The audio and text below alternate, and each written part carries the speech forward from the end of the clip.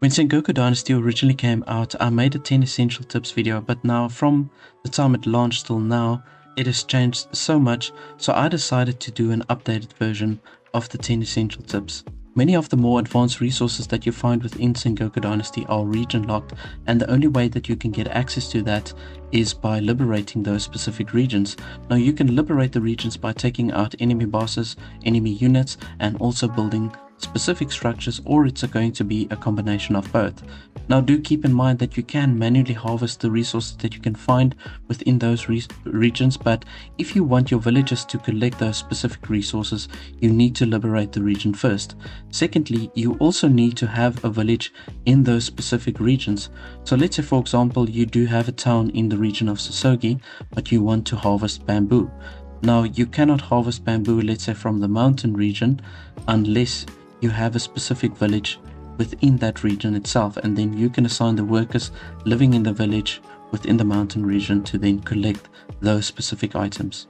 Travel posts works in a similar way to how the bell towers work, in a sense that you can use it to teleport instantly to other bell towers or other travel posts. Now, where you, for example, have to pay 10 coin to travel from bell tower to bell tower, it works the same with the travel post. Once you reach a travel post, you can pay 10 coin and you can travel to any other bell tower or travel post that you've already established. Now the travel posts are relatively cheap to build, so you can set it up quite early in the game. Now what I like to do specifically is I like to spread the travel posts out further away from the AI towns, so that I've got a lot of teleport locations all across the map, and it just makes it easy to get to any destination I want to go. You obtain more bell towers the higher your dynasty level becomes. Now you can get more dynasty in a lot of different ways.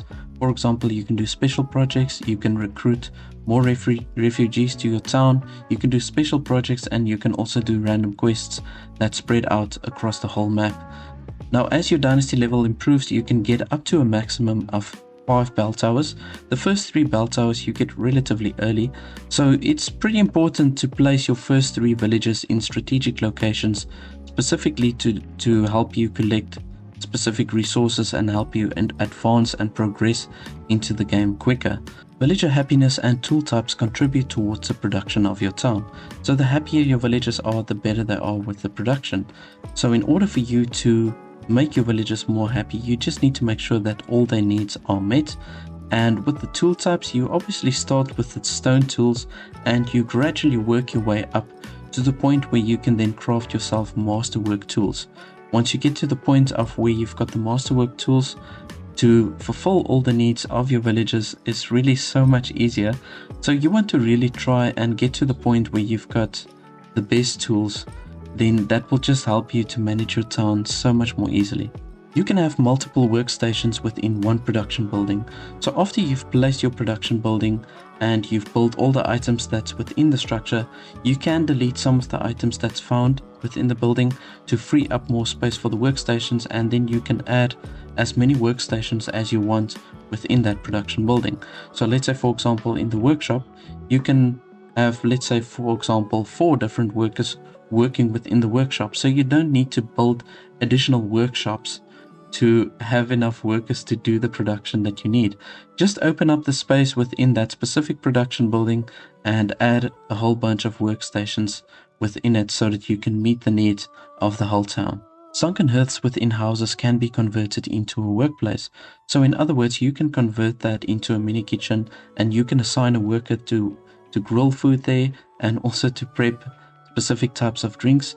So then whatever they do there, they can contribute then towards the population's food need as well as the drink need. Your most advanced ingredients that you find will be far south on the map, specifically around the temple region. So within the temple region, you will find, for example, flax, hemp, fruit trees, paper trees, premium trees, and around that region you will also find iron sand. Do keep in consideration that flax and hemp can only be harvested within the autumn season. So if you do intend to collect it, make sure that you are within the right season to collect it. But for the rest of it, it will be around all year. When you go to those southern territories, you will face very strong enemies. So just make sure to dodge all of them. I would advise you to stay away from them completely until you've got iron tools and also have upped your abilities of your own character. There are certain products that you can produce within Sengoku Dynasty that fulfills multiple needs for your villagers. So for example, if you build a tea room, you can produce ceremonial teas, and that will fulfill your beverage need as well as a luxury need. Then you also get certain medicines that you can produce that will fulfill your beverage need and then also your health need.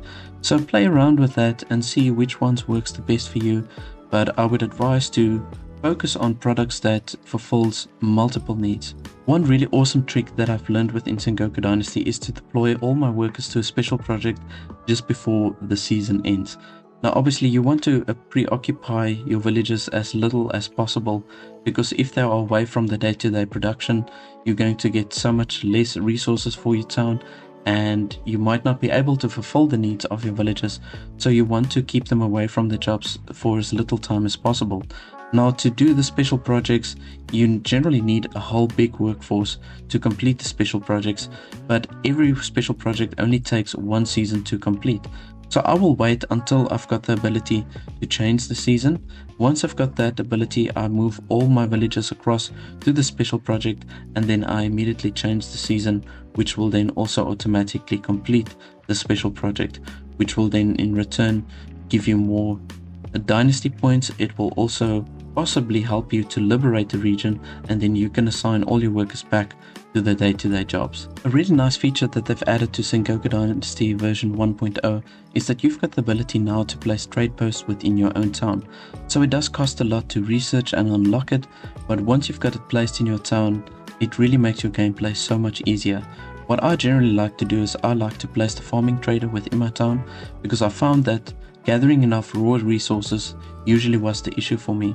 So then with the farming trader, you can buy a whole bunch of raw resources for a really good price, and then you can place that within your own storage, and your villagers can focus on the more advanced production instead of spending all their time gathering all the raw resources. It really costs so little to buy all of those things. So that's something that I would advise you to do, is to get yourself a farming trader within your villages. Well, that's it from me, everybody. I do hope that these tips helped you tremendously and that it will make your experience so much more fun in Sengoku Dynasty. If you did enjoy it, please do remember to subscribe and press the bell notification button, as I do similar games to this one. And then I will see you in the next one. In a game of adventure and strategy, we make our mark. That's the game of